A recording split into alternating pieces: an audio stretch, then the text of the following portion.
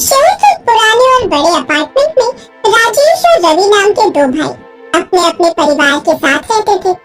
Apartment काफी पुराना था, इसलिए इसमें कुछ असुविधाएं थी।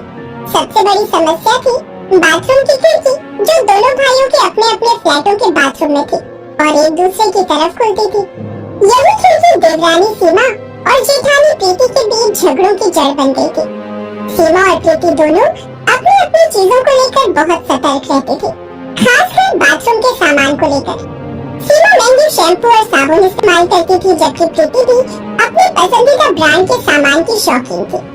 लेकिन दोनों की आदत थी कि वो एक दूसरे के सामान पर नजर रखते और जब भी मौका मिलता खिड़की के रास्ते से उठा लेते। एक दिन सीमा ने देखा कि उसका महंगा शैम्पू गायब है।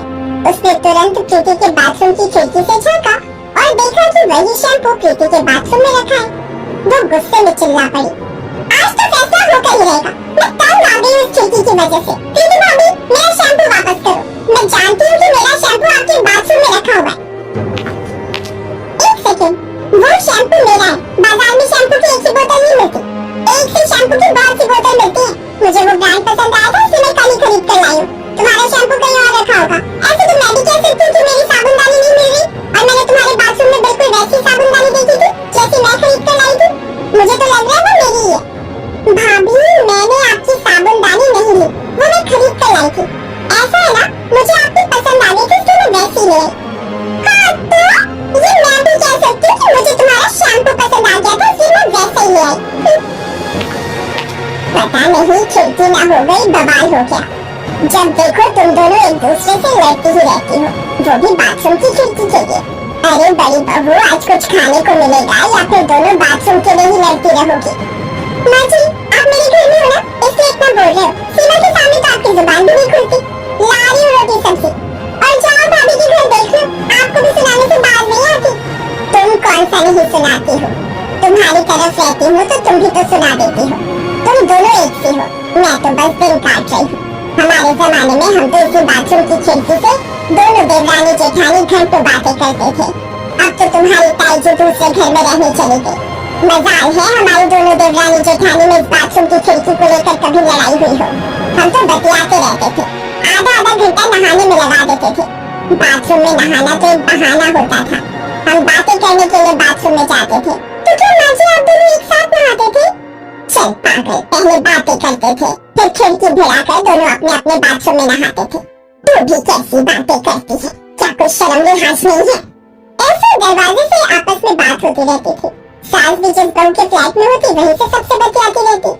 क्या बात है सुशीला, आज तो तेरे घर से बहुत आवाज आ रही है। क्या बताऊं शारदा, वही दोनों बहुएं बाथरूम की खिड़की के लिए लड़ती रहती हैं। रोजाना सुबह इन दोनों का कलेश होता है। इसी बात को लेकर वो कहती है कि उसने इसका ये गायब कर लिया, ये कहती है उसने उसका सामान गायब कर लिया। बताओ, मैं दोनों को कुछ नहीं कह सकती, फंस गई हूँ। तो एक काम क्यों नहीं करती हो? जब रोजाना इतना झगड़ा हो रहा है खिड़की की वजह से, तो खिड़की को बंद करा दो। जब खिड़की नहीं होगी तो लड़ाई भी नहीं होगी। हाँ, ये आइडिया अच्छा है। मैं कुछ ही दिनों में ये काम कर देती हूँ। सच में रोजाना दिमाग खराब करके रखा हुआ है दोनों ने मेरा। सास ने सोच लिया था कि वो अगले कुछ दिनों में हमेशा के लिए बाथरूम की खिड़की को बंद करवा देगी। पर अगले ही दिन सास की बड़ी बहन का फोन आ जाता है, जो दूसरे शहर में रहती थी।